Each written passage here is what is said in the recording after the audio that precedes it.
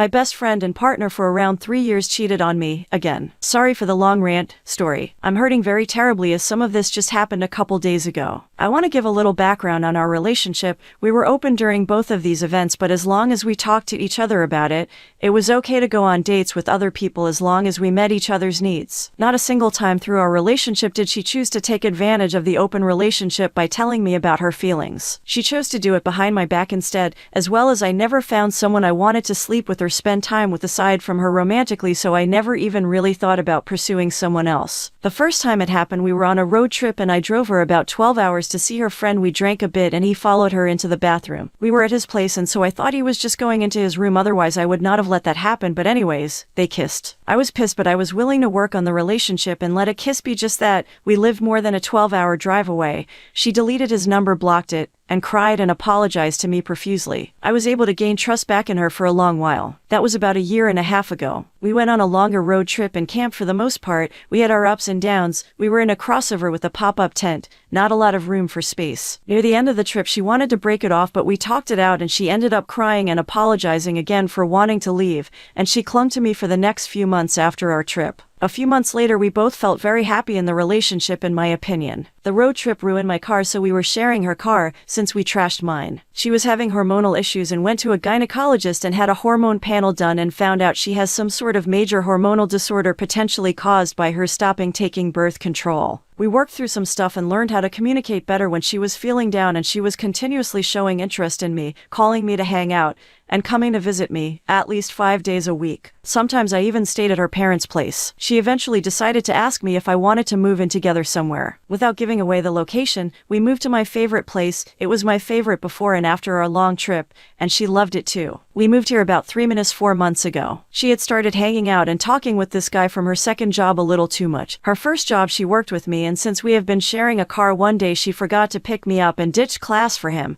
She goes to school online since we moved. I didn't get mad at her. She told me his name and that they were just friends. I dropped it. I fully 100% trusted her. But I told her I wanted to meet her friends if she was going to spend so much time with them. I never got to meet him except for in the following ways. A few weeks later I went on a hike with the car and she was going to walk home. Well, she forgot her keys and I had locked all the windows at the time because we were having some issues with the homeless population in our area. Before she left for work I made sure to ask her if she had my keys so she could get in the apartment. Well, my hike took way longer than I thought, and when I came down I got a text from her saying she was locked out and upset. She had been out there for 7 or 8 hours by the time I finished. She said she went to go smoke, up at one of our favorite overlooks, within walking distance from the apartment. I called her to make sure she was okay and she said she was hanging out with a friend. When I told her I loved her on the phone and said I'd see her soon, she said okay and hung up the phone. I absolutely fucking knew something was up, so I drove down from my hike and I drove to the overlook. I caught them there hugging and kissing each other. I regret some of the following things I did. I started yelling at her, didn't say a thing to him. A few minutes later we got in the car and we drove off. I drove a little erratically and I scared her a bit, not on purpose, I was just upset. But because of that and she wasn't talking to me, I kept driving until she started talking to me. She told me she wasn't happy and I had been previously asking her almost every day how she was doing, and if there was anything I needed to work on,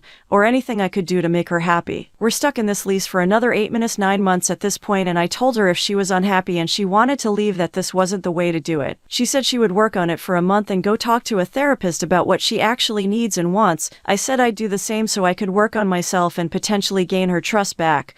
We drove back home safe and sound. A couple of weeks go by of us working together. I actually thought we were doing really well compared to previously. I was happy before she cheated on me, but we had quite a bit more sex and she planned more cute fun dates for us. She was telling me she loved me in the morning more, and we were solving our problems more healthily. I decided, however, that us working it out until the end of the month wasn't working for me. It was like walking on eggshells sometimes. I told her that if she was planning on leaving at the end of the month still, that she should leave. That way she was being honest with me, and I told her that it was putting a lot of pressure on me, and that our relationship has been long enough that I think it's worth way more than a month of trying, and that therapy would take longer than the rest of the month. She said she didn't want to leave and that we would remove the end of the month timeline on our relationship. She never went to therapy, however. It got quite a bit better right after that. Her parents visited us from quite a distance away, and they were talking about coming up for next Thanksgiving and visiting us, and we could stay in a condo. They were making future plans with us being together. That was last week. We went on quite a few really nice dates after they left, some hot springs, to a pumpkin patch, and she took me out for sushi. On the way to one of the dates, I noticed her deleting some text messages and texting a number I didn't recognize. I asked her about it. She said that she was looking for a trailer to put on the back of her car so we could go finish the rest of our road trip we didn't get to finish, since we no longer had the pop-up tent. I checked the trailer post online and the number matched up. She told me sorry that it looked shady. She just didn't want to tell me until she figured out she wanted to buy it. She wanted it to be a surprise and told me she would tell me next time because she didn't want me to think she was being shady. I felt way closer to her. She was trying to do something for us in our future. I was ecstatic. While we were at sushi a different day, we were talking about how we could get better for each other. We talked about future plans and had a wonderful night. She took me to work the next morning. We talked about growing trust and what would be a good way for me to work on trusting her more, and she said she'd think about it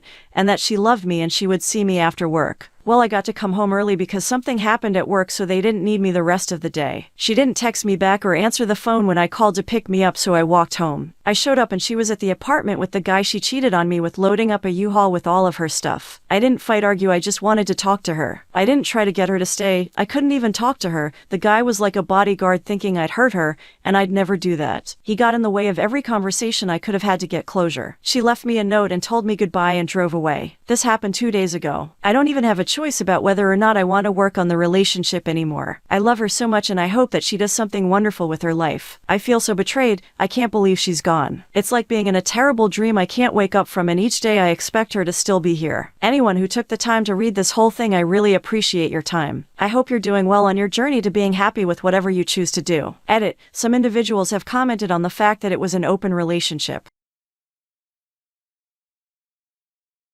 My wife, 27 female, said she cheated on me, 31 male, because she was never attracted to Asian men. We are both Asian and have a 4-year-old son together.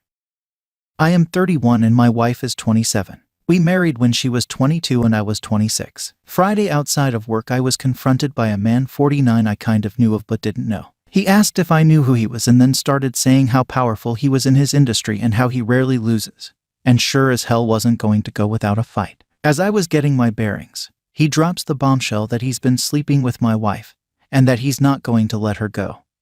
And she loves him too. I try to keep my composure as I drive home. For the first time in my marriage, I did a deep dive into her iCloud. In it, I found a bunch of infuriating and disgusting text messages, such as him comparing his dick size to mine, and saying that he's surprised an Asian man could have taken her virginity. Then other texts about how she could not resist white men. There were texts from him jealous that she had hooked up twice with this other guy. This other guy was also white. I knew that because he's the face of a local boutique hotel his parents own and the family's pretty well known. The earliest text message that showed infidelity was a ruse conversation with someone she met at a party who asked if he should book a hotel room. He sent over selfies and he was this actor type. The worst part is her thanking him for really expensive gifts, and I realize she probably has a secret bank account somewhere. I go and pick up my son and send him to his grandma's. My wife comes home and I confront her. She starts crying and saying that I'm the only man she's ever loved, that I was the father of her kid, and that she had built a home with me, and that she doesn't regret marrying me. It was the happiest day of her life. I said that these text messages are absolutely disgusting and are tearing me apart. She first tried to say that he initiated most of those conversations, and the context of the messages was skewed. I asked what the heck that even meant. She paused for a long moment and said that he made her feel desired. That a lot of these guys loved all her features and would say they were so obsessed with her that they literally love any woman that looks remotely like her, and that they continued to influence various promotions and helped her network and increase her earnings astronomically. Then she broke down and admitted that she was never physically attracted to Asian men, and that she was never attracted to me.